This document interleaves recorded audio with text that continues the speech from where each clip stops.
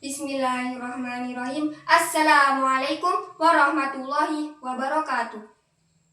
Alhamdulillahirabbil alamin wassalatu wassalamu ala asrofil anbiya'i wal mursalin wa na'udzu billahi min syururi anfusina wa yahdihillahu fala mudhillalah wa may yudhlilhu fala hadiyalah. Asyhadu an la ilaha illallah wa asyhadu anna Muhammadan abduhu wa rasuluh la nabiyya wa la rasula ba'da. Pertama dan paling utama, marilah kita panjatkan puja dan puji syukur atas kehadirat Allah Subhanahu wa Ta'ala, Tuhan semesta alam yang telah menjadikan kita satu ikatan, yaitu Islam dan iman, serta mempersatukan kita dalam ukhuwah Islamiyah. Kedua kalinya, selawat serta salam tetap tercurahkan kepada junjungan kita Nabi Agung Nabi Muhammad SAW, yang telah membawakan kita dari zaman jahiliyah menuju zaman yang terang benderang seperti yang kita rasakan pada saat ini. Hadirin yang dirahmati oleh Allah Subhanahu wa Ta'ala, saya di sini akan membawakan ceramah yang berjudul Pentingnya Ukhuwah dengan Iman dan Bantulah Sesama Muslim. Manusia adalah makhluk sosial. Mereka tidak bisa hidup sendirian. Mereka selalu meminta bantuan kepada orang lain. Pada posisi ini, pada zaman sekarang, manusia saling membutuhkan antara satu sama lain, yaitu untuk kita saling membantu, untuk kita saling belajar, untuk kita saling menguatkan keimanannya. Maka dari itu, Islam menanamkan nilai-nilai ukhuwah karena persaudaraan dengan iman, untuk menghidupkan kehidupan yang nyata, yang damai dan penuh kasih sayang ini. Allah Subhanahu wa Ta'ala berfirman dalam surat Al-Hujurat ayat 10 yang berbunyi, A'udzu billahi minasyaitonir rajim. Innamal mu'minu ikhwatun fa aslihu baina akhawaykum wattaqullaha la'allakum turhamun. Yang artinya, sesungguhnya orang-orang yang beriman itu bersaudara. Hubungan dalam Islam bukan tentang hubungan darah, melainkan tentang hati karena keimanannya.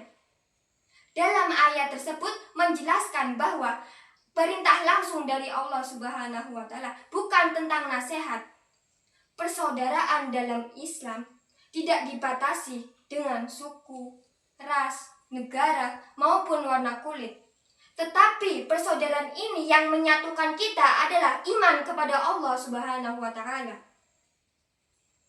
Hadirin yang dirahmati oleh Allah Subhanahu wa Ta'ala, ukhuwah bukan hanya sekedar lisan, melainkan tentang hati dan perbuatan.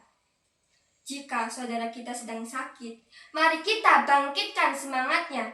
Jika saudara kita sedang terjatuh, mari kita bangkitkan pula semangatnya dan ringankan beban mereka. Tetapi jika saudara kita sedang dalam kebaikan, mari kita doakan dan banggakan dia.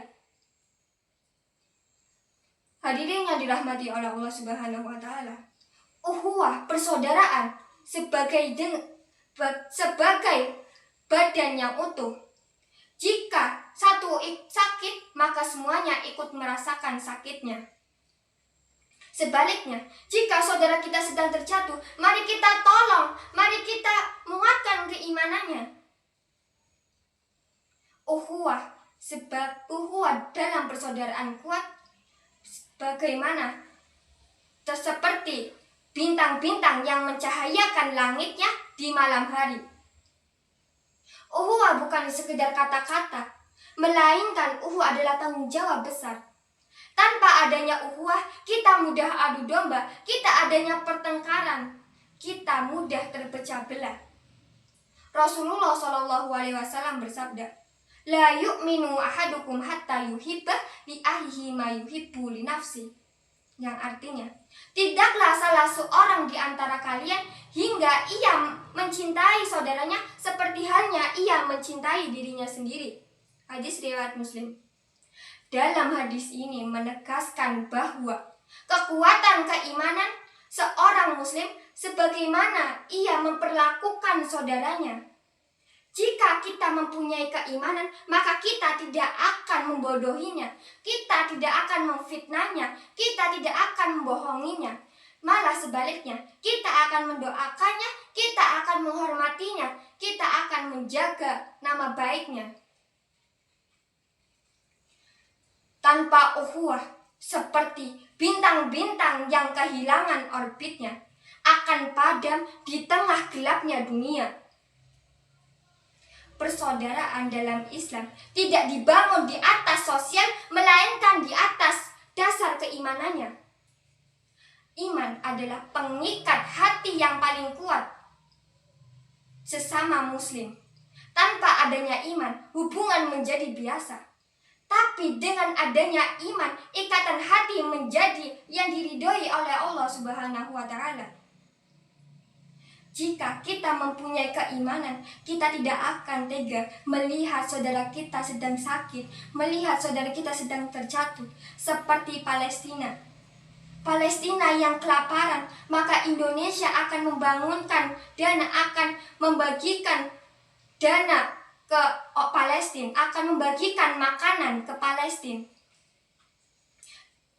Saudara Indonesia mempunyai hati nurani karena mereka tahu bahwa tolong menolong itu sebuah ibadah.